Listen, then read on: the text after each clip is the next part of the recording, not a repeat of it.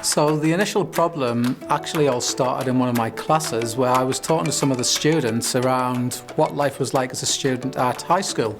And they were pretty much talking about how they turned up, they did the work for compliance. They were all about, I need to do this to get good grades so I can get this job, but there was no engagement, no motivation. They were uninspired. And from there, I started talking about different options of cross-curricular learning and so on.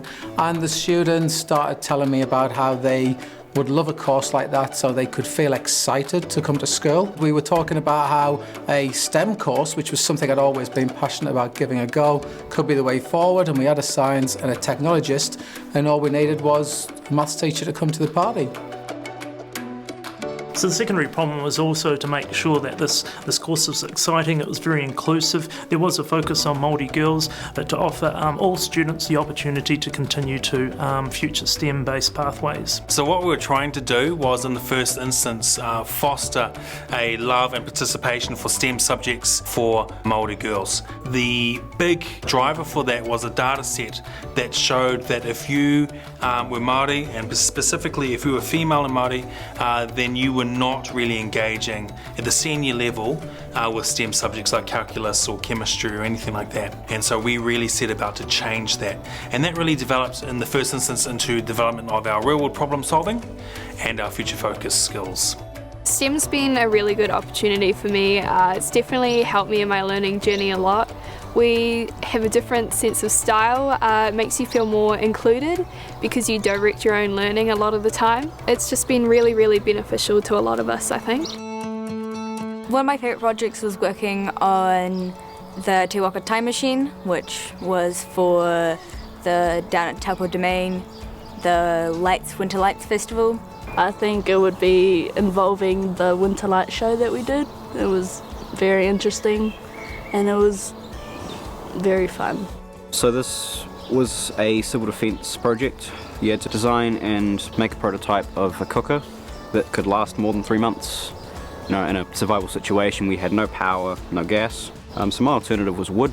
I got a phone call from the school and they had a project going where if there was an event, the kids were coming up with an idea of inventing a cooker. Definitely not my final design. It is, I would say, Mark 1 of 42. Having a community individuals come in and deliver content and deliver those real world problems. And so the real big shift there has been not just the teacher delivering content, the teacher trying to spark imagination or spark growth in students by themselves, having other people come in and shift the kind of centre of the learning away from the teacher and student relationship, having that other person come in and play a role in delivering problems for the students to work on has been really huge.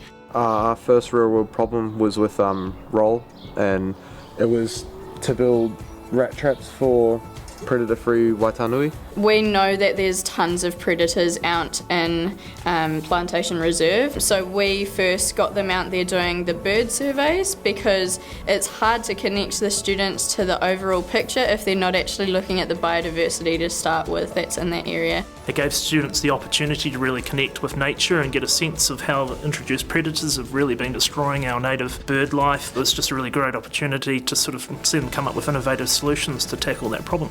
So we got them to think about, why are we trapping in the first place? It's not to kill things, we don't want to focus on that. It's just the fact that the predators are in the wrong place, unfortunately. And so we connect them to the bigger idea that's to bring back the indigenous fauna that we have. In Tech Week we had, I think it was 150 parents and students come through the STEM Innovation Hub, and we just showed them everything we've done throughout the year so far. And I got to talk about my rat trap in front of quite a few people. Yeah, it was pretty cool. I feel like we got out into the community a lot with that one, going on walks to check on our own traps, and it was really enjoyable. I heard a little bit about what the STEM teams were doing within the curriculum space and what they were doing. Enveloping all the curriculum areas, and what they were doing here was leading the way for, a future-focused learning. It was real big. I saw that STEM was an option and I looked into it and I thought that it'd be perfect for my career, and I think it definitely has been. It's really just boosted my ability to speak in public and just really get into my learning.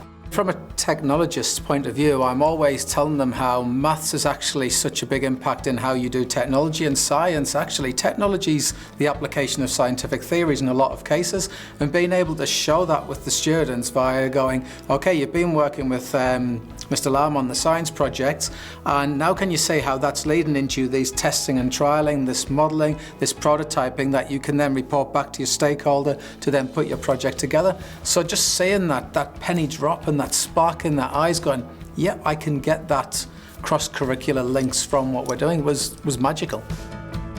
Breaking down that silo mentality of getting out of the maths, English, science in their own little individual pockets and actually looking at it in real world context to say, hey, look, this is, I mean, that's how we work in real world, isn't it? It's more about concepts and learning as we go and applying them to different situations. Any project that you try and do, there's always going to be things that don't quite go as planned, and I mean, it's definitely been a challenging journey. It's been one where we've learned so much from because of these challenges. Things like trying to break down silos, it's always difficult in a traditional school. Getting staff that we're actually trying to encourage to change and follow this pathway is difficult as well, possibly because of fear of change or fear of trying something new. Then there's the timetabling and resourcing that you normally get from any high school. That it's always a struggle, and trying to find things to put in this space and set up from scratch is quite a difficult thing as well.